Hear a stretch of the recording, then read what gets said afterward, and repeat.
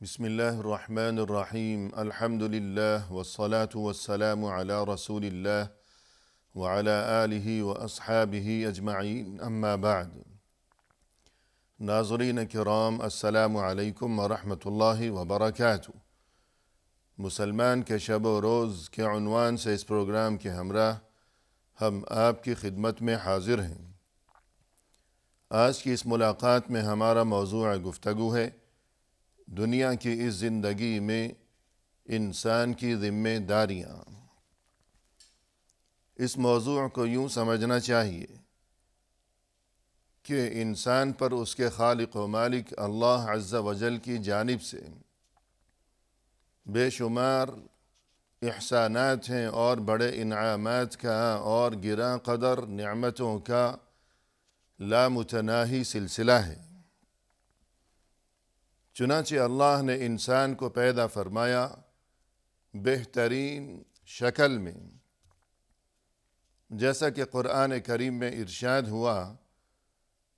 فرمایا کہ لَقَدْ خَلَقْنَا الْإِنسَانَ فِي أَحْسَنِ تَقْوِيمٍ، یعنی یقیناً ہم نے انسان کو پیدا کیا ہے بہترین شکل میں، کہ انسان کا یہ جو حلیہ ہے اور یہ اس کا سراپا اور انسان کے یہ نقوش اور یہ ہیئت تو دیگر تمام مخلوقات کے مقابلے میں اللہ نے انسان کو بہترین حلیہ اور نقشہ اور سراپا اور شکل سے نوازا ہے۔ اسی طرح فرمایا قرآن کریم میں وَلَقَدْ كَرَّمْنَا بَنِي آدَمَ وَحَمَلْنَاهُمْ فِي الْبَرِّ وَالْبَحْرِ وَرَزَقْنَاهُمْ مِنَ الطَّيِّبَاتِ وَفَضَّلْنَاهُمْ عَلَى كَثِيرٍ مِّمَّنْ خَلَقْنَا تَفْضِيلًا، یعنی ہم نے تو بنی آدم کو بڑی ہی عزت سے نوازا ہے، اور یہ کہ ہم نے بنی آدم کے لیے خشکی میں بھی اور سمندر میں بھی سواری کا انتظام کیا ہے، اور یہ کہ ہم نے بنی آدم کو بہت سی پاکیزہ چیزیں بطور رزق عطا فرما رکھی ہیں، اور ہم نے دیگر مخلوقات کے مقابلے میں بنی آدم کو بہت زیادہ فضیلت عطا فرمائی ہے۔ یعنی اللہ عز و جل کی جانب سے انسان کو احسانات کی یاد دہانی کرائی گئی ہے کہ اللہ نے انسان کو دیگر تمام مخلوقات کے مقابلے میں مخصوص شرف اور اعزاز اور مقام و مرتبے سے نوازا ہے، اور وہ نعمتیں جن کا تذکرہ کیا گیا ہے اللہ کی طرف سے اس آیت میں، مثلاً یہ کہ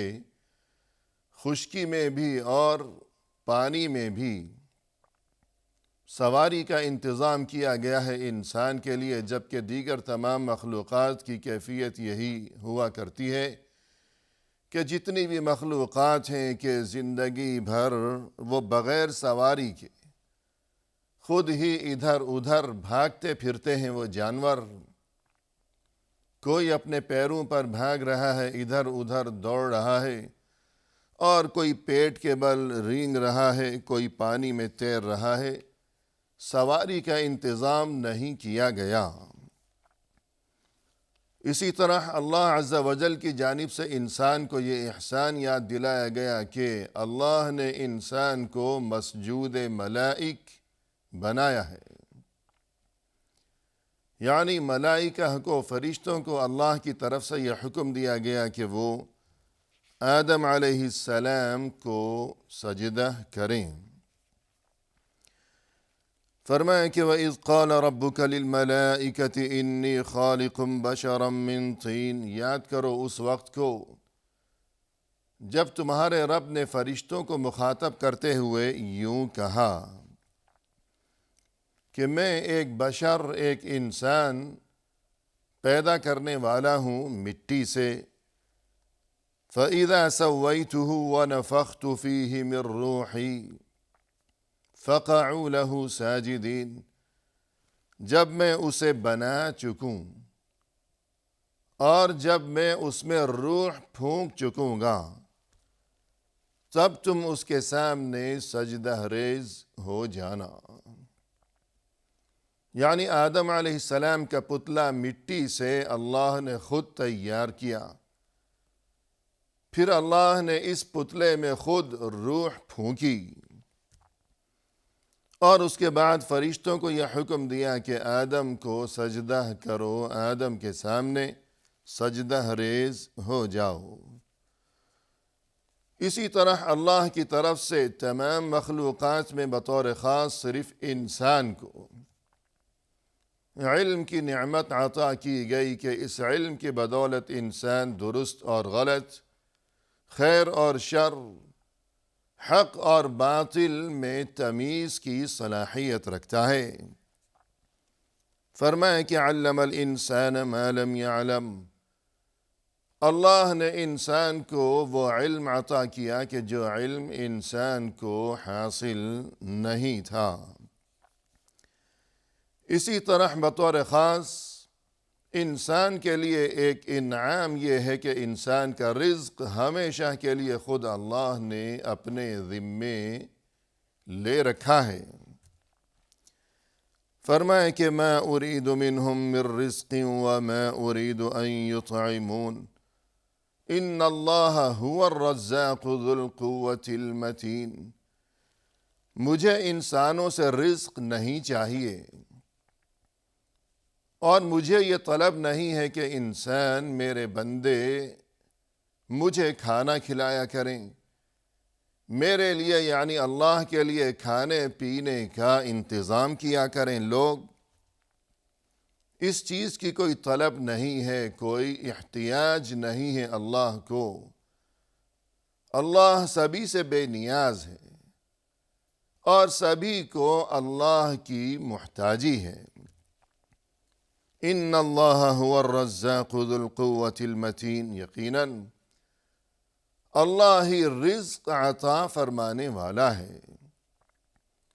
وہ بڑی ہی قوت والا ہے، مضبوطی والا ہے۔ تو جب یہ انسان اللہ کی طرف سے انسان پر یہ احسانات کے سلسلے، تو پھر اس چیز کا تقاضا یہ ہے کہ انسان اللہ کے تعلق سے انسان پر یعنی اللہ کے لیے انسان پر جو ذمہ داریاں عائد ہوتی ہیں دنیا کی اس عارضی و فانی اور چند روزہ زندگی میں، انسان ان ذمہ داریوں کو سمجھے اور خلوص دل کے ساتھ ان ذمہ داریوں کو پورا کرنے کی فکر و جستجو کیا کرے۔ اسی طرح کچھ ذمہ داریاں انسان پر ایسی بھی ہیں کہ جن کا تعلق دیگر انسانوں کے ساتھ ہے، کہ جو دیگر انسان ہیں اللہ کے بندے ہیں، لہذا اللہ کو راضی کرنے کے لیے اور اللہ کی رضا اور خوشنودی حاصل کرنے کے لیے یہ بات ضروری ہے کہ انسان باقی تمام انسانوں کے ساتھ یعنی اللہ کے بندوں کے ساتھ بھی ہمیشہ حسن سلوک کا معاملہ اپنایا کرے۔ اللہ کے تعلق سے انسان پر جو ذمہ داریاں ہیں تو سب سے بڑی ذمہ داری وہی ہے کہ جو انسان کا مقصد تخلیق ہے، کہ جس کام کی خاطر انسان کو پیدا کیا گیا ہے، اور انسان کی یہ سانس اور انسان کی یہ زندگی کی یہ جو عظیم ترین نعمت ہے اللہ کی طرف سے، تو یہ نعمت اسی مقصد کی خاطر ہے، اور وہ مقصد یہ ہے کہ انسان خلوص دل کے ساتھ اور اخلاص نیت کے ساتھ ہمیشہ اپنے خالق و مالک اور اپنے منعم و محسن کی عبادت کا فریضہ انجام دیا کرے۔ فرمایا قرآن کریم میں وَمَا خَلَقْتُ الْجِنَّ وَالْإِنسَ إِلَّا لِيَعْبُدُونَ، میں نے تو جنوں اور انسانوں کو اسی لیے پیدا کیا ہے کہ وہ صرف میری ہی عبادت کیا کریں۔ اور فرمایا قرآن کریم میں، بل الانسان علی نفسہ بصیرہ، کہ انسان اپنے آپ پر خود نگران ہے، کہ خود نگران ہے، خود نگہبان ہے، خود حجت ہے انسان، یا اپنے حق میں اور یا اپنے خلاف۔ یعنی جس مقصد کی خاطر اللہ نے انسان کو زندگی کی نعمت سے نوازا ہے، یعنی اللہ کی عبادت و اطاعت اور فرما برداری، اب ہر انسان اس بارے میں اپنی کیفیت کو خوب جانتا ہے کہ میں اپنا یہ فریضہ پورا کر رہا ہوں یا یہ کہ غفلت و کوتاہی میں مبتلا ہوں، یا کیا صورتحال ہے۔ اور جب اللہ کے سامنے جواب دہی کا مرحلہ آئے گا تو وہاں کیا صورتحال پیش آئے گی اور کیا میرا انجام ہوگا۔ ہر انسان کو چاہیے کہ وہ اپنی کیفیت کا جائزہ لے، اپنا محاسبہ کرتا رہا کرے۔ فرمائے کہ اقرأ کتابک کفی بنفسک اليوم علیک حسیبا، قیامت کے دن انسان کو یوں کہا جائے گا کہ لو، آج تم اپنی کتاب، اپنا یہ نامہ اعمال خود پڑھ لو۔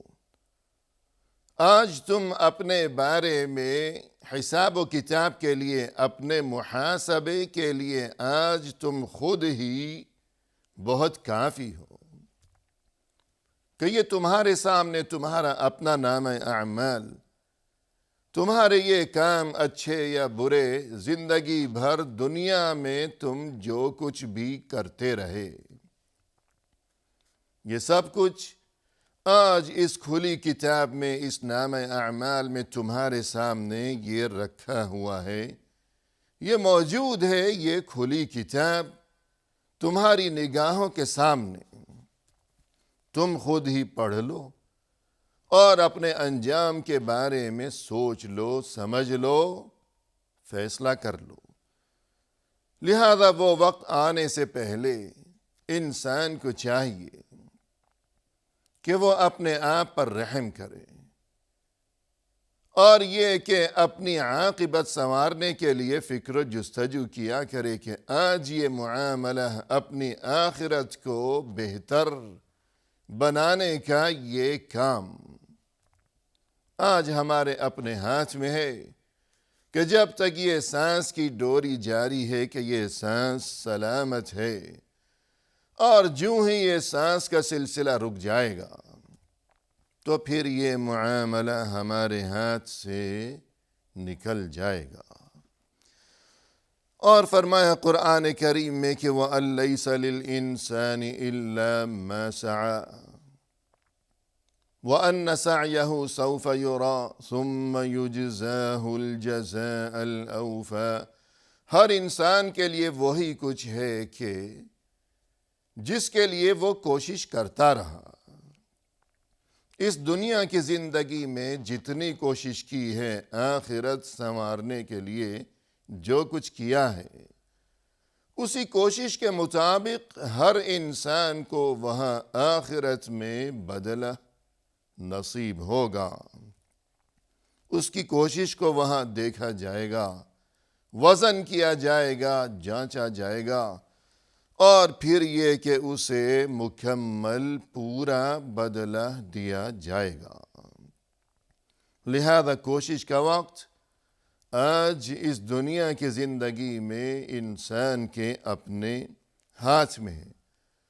اور پھر وہاں آخرت کی زندگی میں روز محشر کچھ کام آنے والا نہیں ہے۔ کوئی کسی دوسرے کو کوئی فائدہ نہیں پہنچا سکے گا۔ خود اپنے لیے آج ہم جو کچھ کر لیں، صرف وہی چیز کل وہاں آخرت کی زندگی میں ہمارے کام آ سکے گی، ورنہ یہ کہ دوسرا کوئی ہمارے کسی کام آنے والا نہیں ہے۔ تو یہ معاملہ ہو گیا اس تعلق سے کہ انسان کے ذمے اللہ کے بارے میں جو ذمہ داریاں ہیں کہ اللہ کی عبادت و اطاعت ہو، اور اس سلسلے میں انسان فکر و جستجو کیا کرے اور اپنی کیفیت کا جائزہ لیتا رہے، ہمیشہ اپنا محاسبہ کرتا رہے ہمیشہ۔ جبکہ دوسری ذمہ داری کے جس کا تعلق ہے اللہ کے بندوں کے ساتھ، کہ سبھی بندے اللہ ہی کے بندے ہیں، لہذا اللہ کو راضی کرنے کے لیے جس طرح اس کی عبادت و اطاعت ضروری ہے، تو اسی طرح یہ بات بھی ضروری ہے کہ انسان اللہ کے بندوں کو ستانے سے باز رہا کرے۔ فرمایا رسول اللہ صلی اللہ علیہ وسلم نے، احب الناس الى اللہ تعالی انفعهم للناس، اللہ عز و جل کے نزدیک پسندیدہ ترین انسان وہ ہے کہ جس کا وجود دیگر انسانوں کے لیے نفع مند ہو، جو جس قدر دوسروں کو فائدہ پہنچایا کرتا ہو، اسی قدر وہ انسان اللہ کے نزدیک محبوب ہوگا اور پسندیدہ ترین ہوگا۔ اور جب بات ہوگی دوسروں کو فائدہ پہنچانے کی اور دوسروں کے ساتھ حسن سلوک کی، تو تمام انسانی آبادی میں ہر انسان کے لیے سب سے بڑا جو حق ہے وہ اس کے والدین کا ہے، کہ والدین کی اہمیت تمام دنیا انسانیت میں سب سے بڑھ کر ہے۔ فرمایا قرآن کریم میں، وَوَصَّيْنَا الْإِنسَانَ بِوَالِدَيْهِ إِحْسَانًا، ہم نے انسان کو اس بات کا حکم دیا ہے کہ وہ اپنے والدین کے ساتھ ہمیشہ حسن سلوک سے ہی پیش آیا کرے، اور پھر والدین کے بعد جو قریبی رشتہ دار ہیں، اور اس کے بعد یہ کہ پھر تمام انسانی آبادی، کہ رسول اللہ صلی اللہ علیہ وسلم نے فرمایا کہ ان اللہ اوحى الی ان تواضعوا، اللہ نے میری جانب یہ وحی فرمائی ہے کہ تم ہمیشہ سبھی کے ساتھ عجز و انکسار سے پیش آیا کرو، حتی لا يفخر احد على احد ولا يبغي احد على احد، کوئی کسی کے سامنے تکبر اور سرکشی نہ دکھایا کرے، کہ سبھی انسان یہ اللہ کی مخلوق ہیں، اللہ کو اگر راضی کرنا مقصود ہے تو پھر